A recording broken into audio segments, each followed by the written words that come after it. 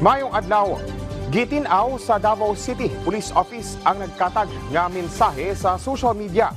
Labot sa pagkalambigit sumala pa sa mga bagong destino nga PNP personnel. Sa dakbayan sa pagtanong matud pa og illegal nga droga sa mga sakyanan sa checkpoints. Sa pamahayag sa DCPO, gitino nila nga walay mga bagong pulis ang na-assign sa Davao City karong panahona. Kulang sab sumala pa og facts. Ang mong post, ilabi pa nga walay Stargate sa syudad ug walay insaktong lugar kung asa nahitabo ang mong insidente. Busa nagtuo ang kapulisan nga hinimo lang kini aron nga dautan ang seguridad sa dakbayan. Butang nga gipaimbestigahan na sa DCPO. Subay niini giawag sab ang publiko nga isumbong kanila kung dunay makita nga pulis nga nagabuhat og irregularidad aron nga gilayon kining maaksyonan.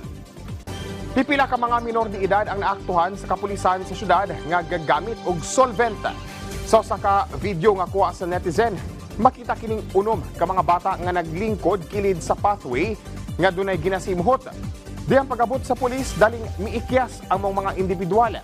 Sa unom, 5 ang nakadagan sa wala matino nga direksyon samtang ang bata nga nakaitom ang nakahinabi sa pulis. Din gitunol sab niini ang bitbit nga cellophane nga kumpirmadong solvent sumala sa Davao City Police Office.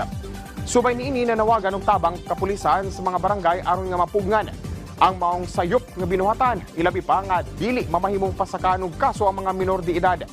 Gipahinumduman sab ang mga ginikanan nga kanunay i-monitor ang ilang mga anak.